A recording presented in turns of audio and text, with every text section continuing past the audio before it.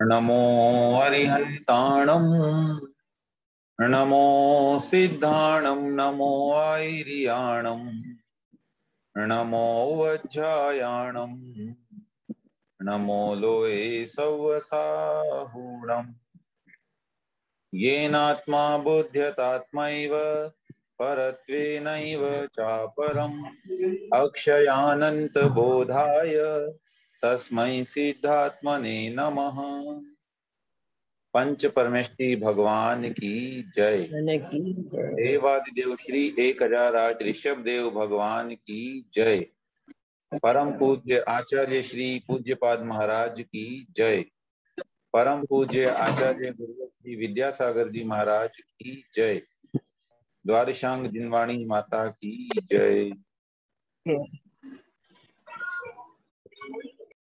विगत कक्षा में पद्य क्रमांक 29 तक का हमने रिवीजन किया था, जहाँ पर आचार्य महाराज ने कहा था कि देखो, अगर मुनि को पहचानना है कि वास्तव में मुझे किस चीज से दूर रहना है, तो एक बड़ी अच्छी पहचान वहां दी गई थी कि देखो, जहां पर बहिरात्मा आनंद मनाता है, आपको उससे डरने की आवश्यकता है।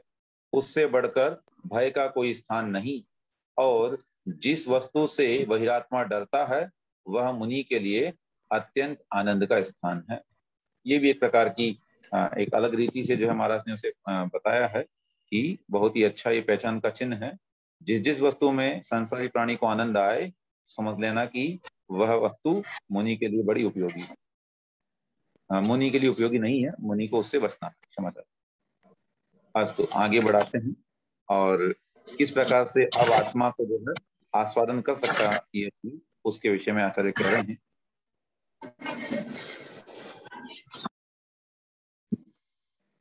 सर्वेन्द्रियाणि संयम्य स्थिमितेनान्तरात्मना यत्क्षणं पश्यतो भाति तत्तत्त्वं परमात्मनः।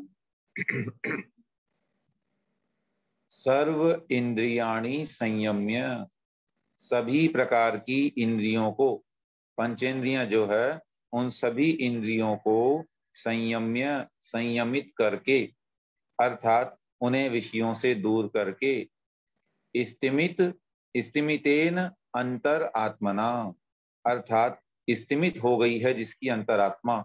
स्थिमित का मतलब होता है स्थिर हो जाना, है ना, जिसको हम बोलते हैं कि कीलित कर देना एक प्रकार से। तो स्थिमितेन अंतरात्मा, बिल्कुल स्थिर, किसी प्रकार का कोई उसमें स्पंदन नहीं, हलन चलन नहीं, वैचारिक रूप से भी, है ना। कायिक रूप से तो हलन चलन है या नहीं है, वैचारिक रूप से जो स्थिमित हो चुकी है, स्थिरी हो चुकी है, ऐसे स्थिरीभूत अंतरात्मा के द्वारा यत् क्षणम पश्यतः भाति, पश्यतः देखते समय, यत् क्षणम अर्थात जो क्षण मात्र के लिए भी, पश्यतः देखता है, दिखाई देता है, उसके तत्तत्वम परमात्मनः भाति, उस समय जो प्रकट होता है, तत् यानी वह, परमात्मनः तत्वम, परमात्मा का तत्व है, अर्थात परमात्मा का स्वरूप है ना। तो सभी इंद्रियों को एकत्रित करके या उसको स्त्री संयमित करके, उसके विषयों की ओर से जाने को रोक करके, और फिर जो व्यक्ति स्त्रीभूत होकर के अंतरात्मा के द्वारा, माने आत्मा में ही लीन होकर के, और क्षण मात्र को भी जिसका अनुभव होता है, और अनुभव होते समय जो स्वरूप दिखाई देता है, वही परमात्मा का तत्व यानी स्वरूप है, सार है, वही परमात्मा है। एक तरह से ये मनुष्य को जानना चाहिए। तो ये परमात्मा कैसा होता है, उसका आस्वादन कैसे किया जाता है, इस बात को यहाँ पर आचार्य महाराज ने बताया कि सर्वप्रथम तो इंद्रियों को हमें रोकना होगा, तब स्थिरता जब आएगी और आत्मध्यान करेंगे, तो जो तत्व प्रकट होगा वही परमात्मा का तत्व है।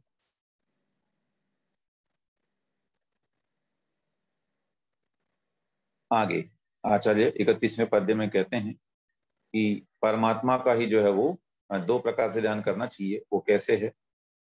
यह परात्मा स एवाहम योहम स परमस्ततः अहमेव मयोपास्यो नान्यः कश्चिदिति स्थितिः। यह परात्मा, जो श्रेष्ठ आत्मा है, पर माने उत्कृष्ट, उत्तम आत्मा है, तो तीन प्रकार की आत्माओं में से श्रेष्ठ आत्मा कौन सी हुई? परमात्मा। तो जो परमात्मा है, सह एव अहम, वही तो मैं हूं, है ना। अप्पा सो परमप्पा। आगे यो हम, और जो मैं हूं, सह परमः, वही परमात्मा है। परमात्मा में और मुझ में कोई भेद नहीं।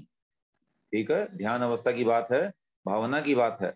आचार्य आगे कह आए हैं कि हमें परमात्मा की भावना करनी चाहिए, जिससे हमारी आत्मा पर संस्कार पड़ेगा और हमें परमात्मा बनने के प्रति अपने आप पुरुषार्थ भी हमें होने लगेगा।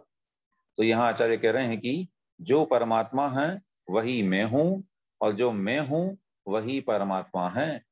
ततः, इसलिए अहम एव मया उपास्य है, मैं ही मेरे द्वारा उपासना के योग्य हुआ हूं।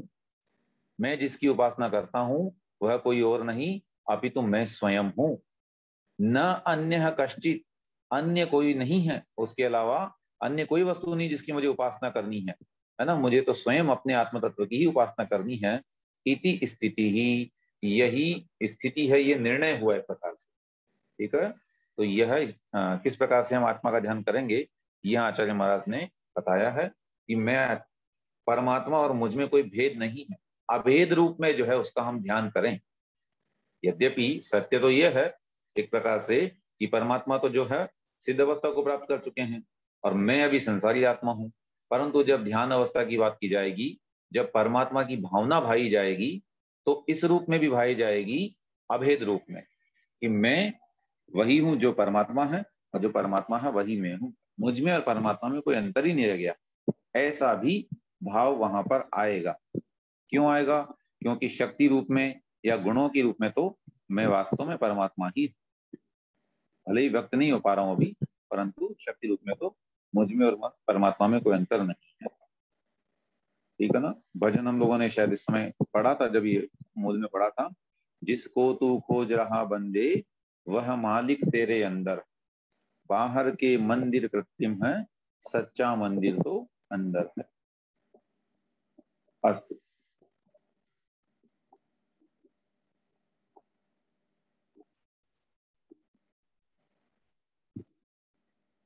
पद्य क्रमांक 32। प्रच्याव्य विषयेभ्योऽहं मामयेव मयि स्थितं, बोधात्मानं प्रपन्नोऽस्मि परमानंद निर्वृतम्।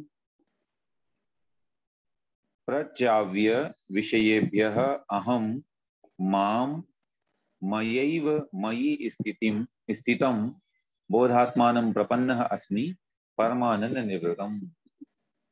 अहम यानी मैं, माम अपने आप को, स्वयं को, विषयेभ्यः प्रच्याव्य विषयों से दूर करके, बाह्य विषयों से, विषयों का मतलब यहाँ पर बाह्य विषय या इंद्रिय विषयों से, प्रच्याव्य दूर करके, डिगा करके, वहां से हटा करके, मया एव मेरे द्वारा ही, है ना। उसमें साधन भी कौन है? मैं स्वयं।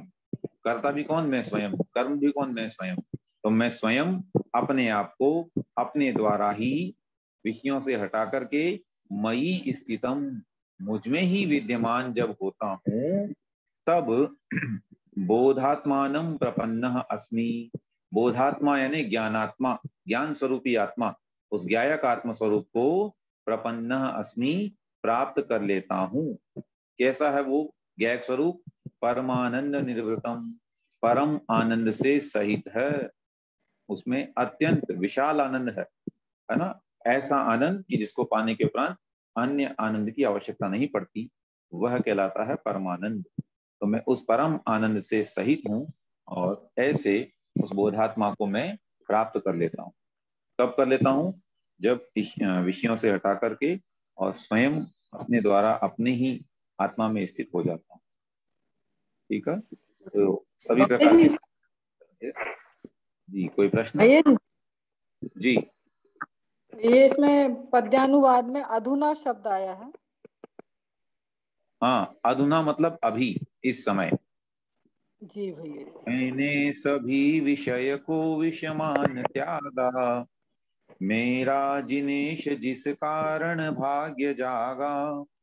आनंद धाम मुझको अधुना मिला है, विज्ञान नीरज अतः उर में खिला है ना। जिस समय आत्मा ध्यान किया जाता है तो कैसी अवस्था प्रकट होती है, उसे आचार्य महाराज ने अपने शब्दों में पिरोया है कि मैंने सभी विषयों को विष मान करके जब त्यागा, उस कारण से हे जिनेन्द्र भगवान मेरा भाग्य जागा।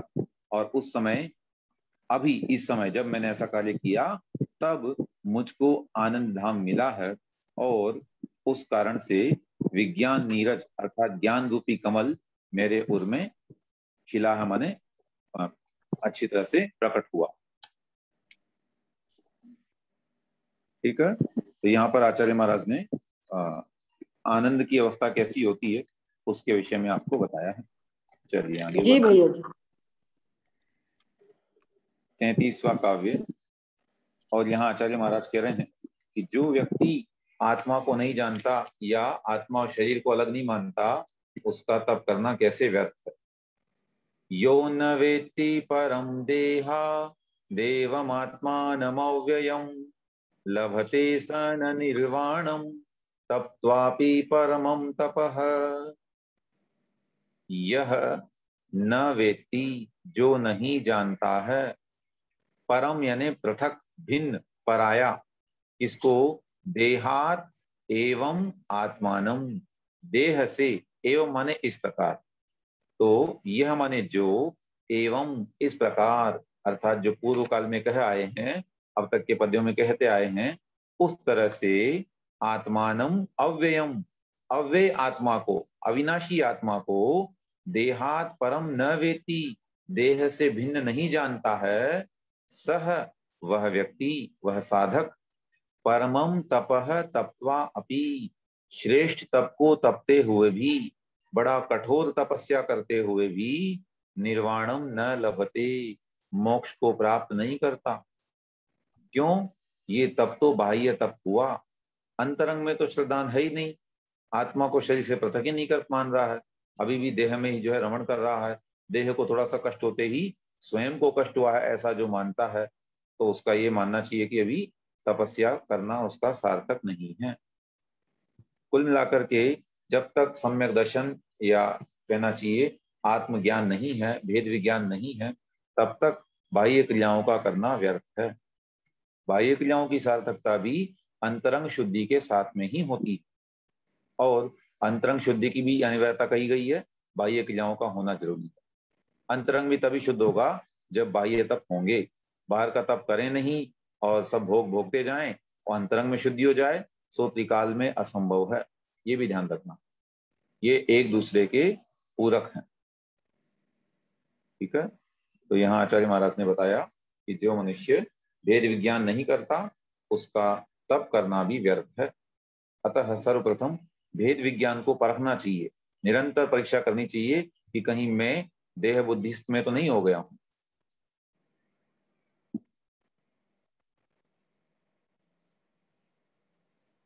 अस्तु, 34वां पद्य। आत्मदेहांतरज्ञान जनिताह्लाद निर्वृतः तपसा दुष्कृतं घोरं भुंजानोऽपि न खिद्यते। यहाँ पर क्या कह रहे हैं कि ज्ञान निष्ठा के अनुष्ठान में लगे जीवों को कोई खेद नहीं होता। ठीक, आत्म देह अंतर ज्ञान जनित आह्लाद निर्वृत है। जो आत्म और देह माने शरीर और आत्मा के अंतर से जो ज्ञान हुआ है, अर्थात आत्मा और शरीर में जो अंतर है, इस बात के ज्ञान से जनित माने उत्पन्न, आह्लाद निर्वृत है, आह्लाद से सहित है। अर्थात जो भेद विज्ञानी है, भेद विज्ञान के माध्यम से जिसे आनंद उपस्थित हो रहा है, ऐसा जीव तपसा दुष्कृतम घोरम भुंजानोपि न खिद्यते, तपस्या के द्वारा घोरम दुष्कृतम, जो पूर्व काल में किए गए बड़े भयंकर पाप थे, उन पापों को भुंजानः अपि, भोगता हुआ भी, न खिद्यते, खेद नहीं करता। क्यों? क्योंकि उससे तो आत्मा का आनंद उपस्थित हो गया, वो जानता है कि ये बाहर में जो मुझे खेद हो रहा है, यह खेद मेरा नहीं है, और इससे मुझे वह इससे ऊपर उठ चुका होता है एक तरह से। तो यहाँ पर आचार्य महाराज यही कह रहे हैं कि जो अपने शरीर और आत्मा के भेद को जानता है, दोनों को पृथक रूप पहचानता है, जिसकी धारणा में निरंतर ये बात समाई हुई है कि ये शरीर मेरा नहीं और मैं शरीर स्वरूप ही नहीं हूँ, इस प्रकार से वह व्यक्ति कभी भी घोर तपस्या करते समय जो कष्ट होते हैं उन कष्टों से खेद को प्राप्त नहीं होता, अभी तो उसे आनंद आता है, उसे बड़ा अच्छा लगता है कि कोई बात नहीं, शरीर को ही तो कष्ट हो रहा है लेकिन मेरे तो कर्मों की इतनी निद्रा हो रही है। अस्तु।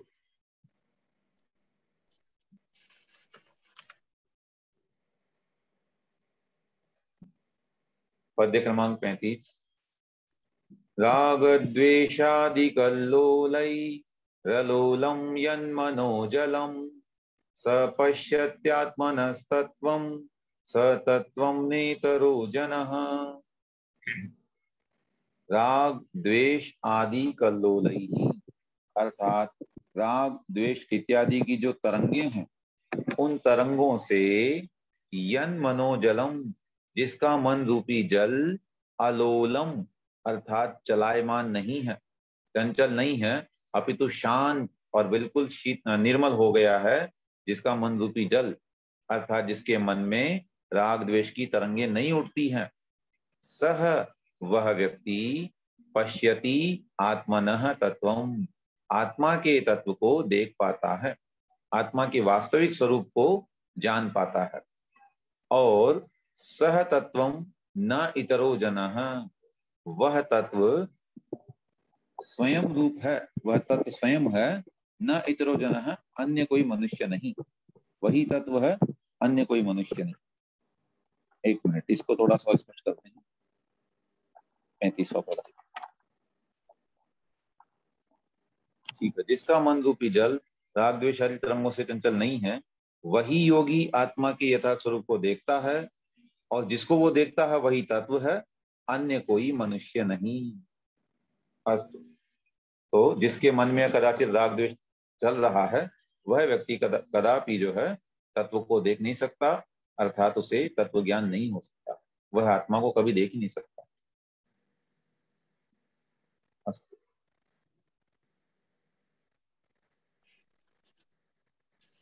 अविक्षिप्तं मनस्तत्त्वं विक्षिप्तं भ्रान्तिरात्मनः धारयेत् तदविक्षिप्तं विक्षिप्तं नाश्रयेत् ततः।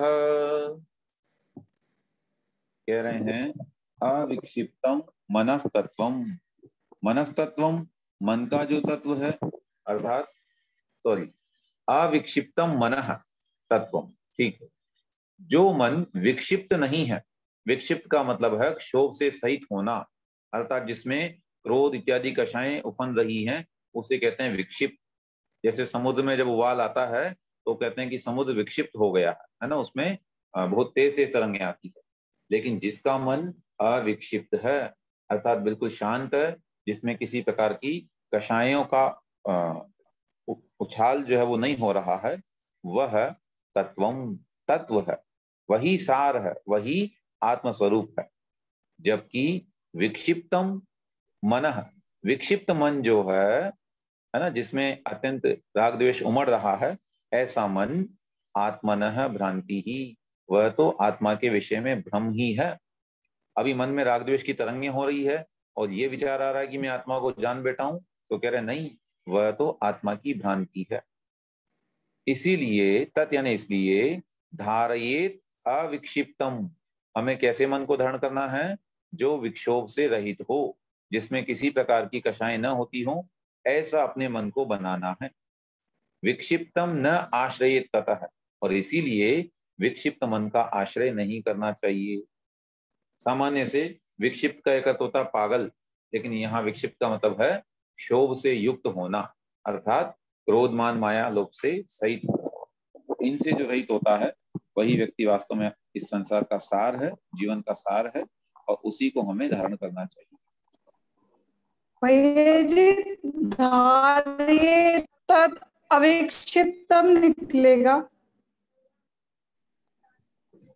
थर्ड लाइन में धार्ये तत् अविक्षिप्तम, अविक्षिप्तम निकलेगा। हाँ, इसका संधि विच्छेद करने पर धारयेत तत् अविक्षिप्तम, इसीलिए तत् माने उसको, किसको? मन को। मन कैसा?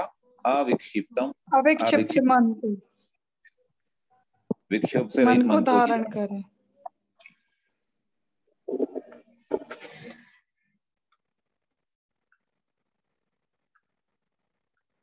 37वां पद्य।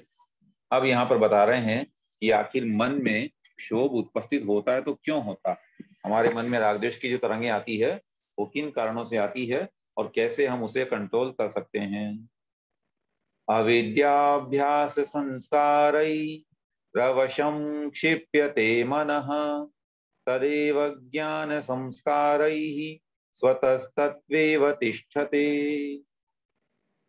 अविद्या अभ्यास संस्कारैः अवशं क्षिप्यते मनः।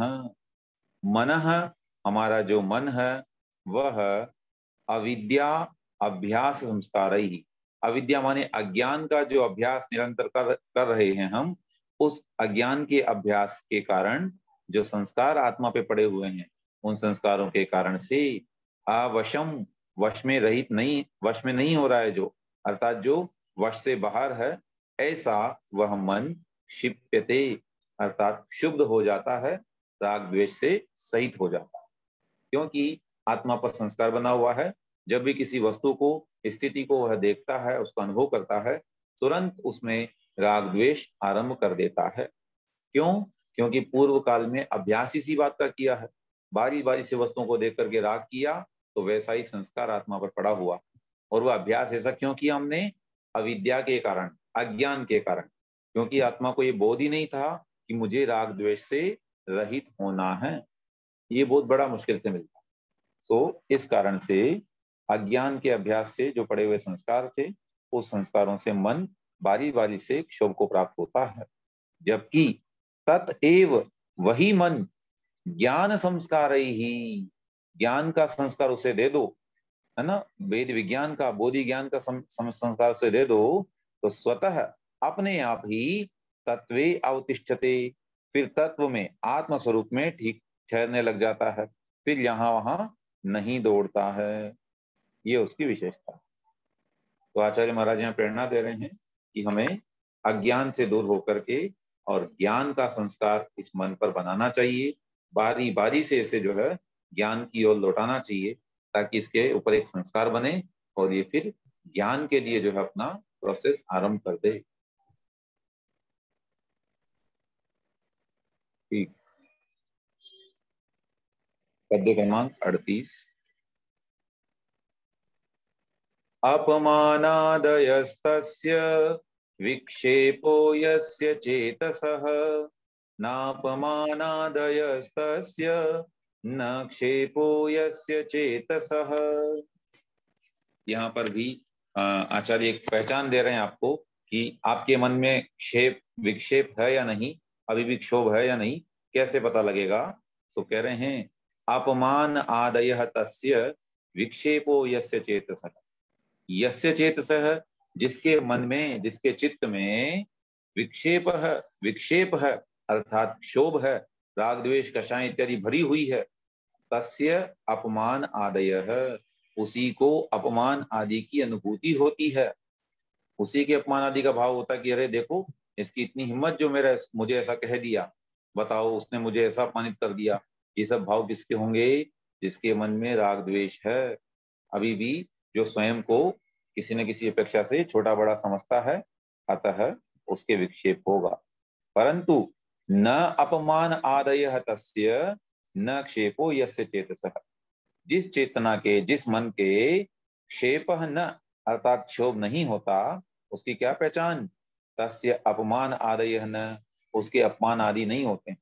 वो बुराई नहीं मानता है, क्योंकि वो जानता है ये मेरा कोई अपमान कर ही नहीं सकता, मैं तो शुद्ध चेतन हूँ, मेरा कैसा अपमान, ये जो अपमान हो रहा है ये तो पर्याय का अपमान हो रहा है। इस तरह से वह व्यक्ति जो है साम्य भाव रखने में सक्षम होता है। और समता यदि आ गई है तो मान लीजिए हम विक्षेप से रहित हैं। ठीक है, अस्तु। यहाँ पर बड़ा अच्छा पहचान का चिन्ह बता दिया है मुनिराज को भी, और सभी जो भी सुधी पाठक हैं, ज्ञानी हैं, उन सबको, कि देखो अगर अपमान इत्यादि की अनुभूति होती है तो समझना अभी चित्त में राग जमा हुआ है।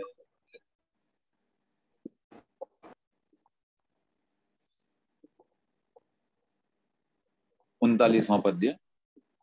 यदा मोहात् प्रजायेते रागद्वेषौ तपस्विनः तदैव भावयेत् स्वस्थ मात्मानं शाम्यतः क्षणात्। यदा जब मोहात मोह के कारण तपस्विनः तपस्वी के भी राग द्वेषौ प्रजायेते राग और द्वेष हो जाते हैं।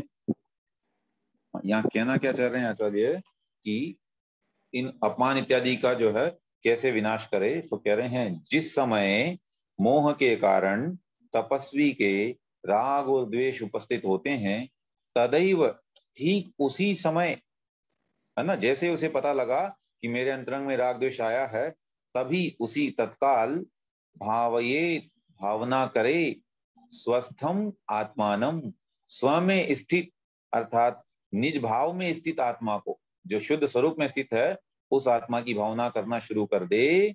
उससे क्या होगा? क्षणात् शाम्यतः क्षण भर में ही शमन को प्राप्त हो जाते हैं। कौन? राग द्वेषौ राग द्वेष। जैसे ही मुनि को ये पता लगे कि अरे मेरे मन में अभी अभी राग हुआ था या कि मेरे मुख से ऐसा शब्द निकला जिससे ये पता लगता है कि मेरे मन में द्वेष है, ठीक उसी समय उसका उपचार करे। और उपचार करने की विधि बताई, अपनी आत्मा का ध्यान करे, आत्मा की भावना करे, शरीर से परे ऊपर उठे और आत्मा की ओर लौट जाए तो तुरंत वे राग द्वेष बैठ जाते हैं, शांत हो जाते हैं। फिर वे राग द्वेष आगे उस मुनि को परेशान नहीं करते, उस साधक को आगे का बंद इत्यादि नहीं करा पाएंगे क्योंकि वो तुरंत रुक जाएंगे। तो इससे ये भी सिद्ध हो रहा है कि मुनिराज निरंतर अपने परिणामों की संभाल करते रहते हैं, करना चाहिए उन्हें। और उससे जो है वे जैसे उन्हें अनुभव हो कदाचित कि अभी अभी ये क्रिया, ये वचन अथवा ये मेरा व्यवहार जो है राग द्वेषमय था, तुरंत उसको जो है क्षमा याचना करे अथवा प्रतिक्रमण इत्यादि भी करते ही हैं और अपनी आत्मा का भावना करे। तो राग द्वेष से बचने का ये उपाय है, हम लोग भी निरंतर आत्मा की भावना भाते रहें जितना संभव। 40वां पद्य। यत्र काये मुनेः प्रेम ततः प्रच्याव्य देहिनम् बुद्ध्या तदुत्तमे काये योजयेत् प्रेम नश्यति। यत्र काये जिस शरीर में मुनेः प्रेम मुनि को प्रेम हो, अगर उपस्थित हो जाए कि ये शरीर मेरा है, उसको पोस्ट करने की इच्छा हो जाए तो ततः वहां से उसी शरीर से देहिनम प्रच्याव्य अपनी आत्मा को दूर करके, अपने आत्म ध्यान को जो है कहीं और ले जा करके उस शरीर से हटा करके बुद्धिया बुद्धि के द्वारा तत् उत्तमे काये योजये उस उत्तम काय में अर्थात चैतन्य रूपी जो शरीर है, सबसे श्रेष्ठ जो आकार इस दुनिया का है आत्माकार, उस आत्मा रूपी काय में योजयेत लगा लेवे। जैसे ही पता लगे कि अरे मेरे शरीर में मुझे राग हो रहा है, तुरंत वहां से हट करके, और मुनि का दायित्व है कि बुद्धि पूर्वक अर्थात पुरुषार्थ पूर्वक भेद ज्ञान पूर्वक जो है उस आत्मा को अपनी आत्मा में लगा लेवे। इससे क्या होगा? प्रेम नश्यति, प्रेम अर्थात राग भाव जो है वह नाश को प्राप्त हो जाएगा। तुरंत वहां से हट करके आत्मा की ओर लौट आए तो राग द्वेष में बुद्धि गायब हो जाएगी, है ना। पर के विषय की तो बात दूसरी है। अगर शरीर में भी ऐसा हो रहा है, राग उपस्थित होने की अवस्था आ रही है, तो तुरंत मुनि को सावधान होकर के और अपनी आत्मा से अपनी आत्मा को जोड़ लेना चाहिए ताकि राग नष्ट हो सके, क्योंकि राग तो उनका सबसे बड़ा शत्रु है। ठीक है, इस प्रकार से यहाँ 40 पद्यों का अध्ययन हमने आज किया है और शेष अब 10-11 पद्य जो हैं वो हम अगली कक्षा में करेंगे। आज हम इतना रखते हैं। नाश वेको ज्ञान के प्रकाश वेको आपा पर भास वेको भानु सी बखानी है। नहो द्रव्य जान वेको बंध विधि मान वेको स्वपर पिछानवे को परम प्रमानी है। अनुभव बताए वे को जीव के जताए वे को, काहू न सताए वे को भव्य उर आनी है। जहाँ तहाँ तार वे को पार के उतार वे को, सुख विस्तार वे को यही जिनवाणी है।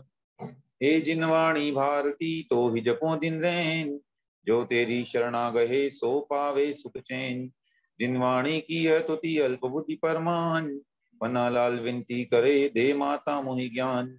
जा वाणी के ज्ञान पे सूझे लो कालो, सो वाणी मस्तक चढ़ो सदा देत हूँ ढो।